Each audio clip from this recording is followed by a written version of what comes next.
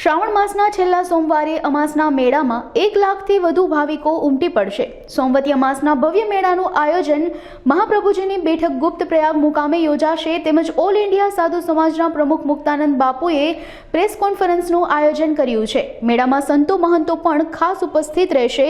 આ સાથે જ મેળામાં કોઈ અન્ય પ્રવૃત્તિ જેવી કે દારૂ, જુગાર સહિતની ગેરકાયદેસર પ્રવૃત્તિ પર રોક રાખવી પડશે તેમજ મેળામાં ડાયરામાં રાજભા ગઢવી સહિતના કલાકારો સંતવાણીનો લાભ આપશે। સોમવતી અમાસના દિવસે ધ્વજા અને ગંગા આરતીનું ભવ્ય આયોજન પણ કરવામાં આવશે।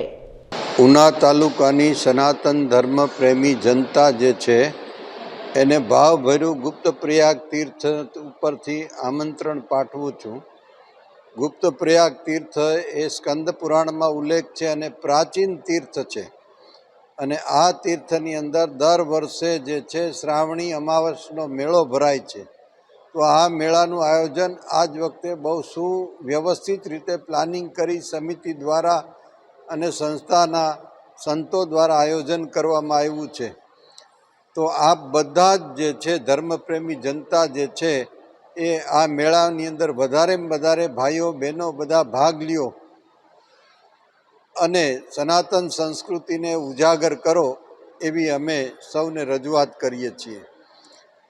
શ્રાવણ મહિનાના વદ પક્ષની 13ને દિવસે શનિવાર અને તારીખ 31 તારીખના રોજ અહીંયા સવારે 9 વાગ્યાથી 10 વાગ્યાના ટાઈમની અંદર ધ્વજારોપણ કરવામાં આવશે।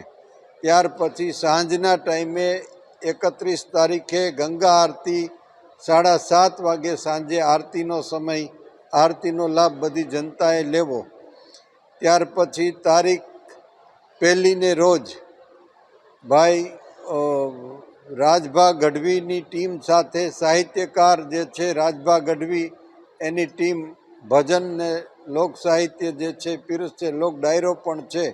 તો આની અંદર તમામ યુવાનોને ખાસ અપીલ કે બધા યુવાનો ઉપસ્થિત રહીએ અને આપણે આ રીતે એકતાનો ભાવ વ્યક્ત કરીએ અને સમગ્ર હિન્દુ પ્રજા જે છે સાથે મળી સંગઠિત થઈ અને આપણા ઉત્સવો તહેવારો અને ઉજવીએ, આપણા ધર્મશાસ્ત્રોનું જે વાંચન કરીએ। આ આયોજન કરવામાં આવ્યું છે। સાથે સાથે જે ત્યાં યાત્રિકો આવે એને માટે મોટે પાયે હજારો લોકો જે જમી શકે એવી ભોજનની વ્યવસ્થાઓ કરવામાં આવી છે। કરીબ 1 લાખ માણસ જમી શકે આવો પ્રબંધ કરવામાં આવ્યો છે। એટલે ભોજન પ્રસાદ લેવા પણ તમામ જનતાને વિનંતી છે। પદાધિકારીઓ જે છે એમના લેવલમાં જે કાર્ય થતું હોય એ બધું સંભાળે, એની સુરક્ષા અને ખાસ અપીલ એ કરવામાં આવે છે કે આ મેળાની અંદર જુગાર કે દારૂ કે માંસાહારનો ઉપયોગ કોઈ કરે નહીં। સનાતન પ્રજાને ખાસ અપીલ કરવામાં આવે છે। ધર્મશાસ્ત્રમાં લખ્યું છે કે તીર્થમાં જો કોઈ આમ કરવામાં આવે તો એ નિર્ધનિક વંશ થાય છે, માટે ધર્મશાસ્ત્ર કહે છે એનું આપણે પાલન કરવું। વધારેમાં વધારે સંખ્યામાં બધા એકત્ર થઈએ અને મેળાનો ઉત્સવ જે ઉજવીએ અને સનાતન સંસ્કૃતિના પડઘાઓ સમગ્ર વિશ્વમાં પડે એવા પ્રયાસો કરીએ। હરિઓમ, હરિઓમ, હરિઓમ।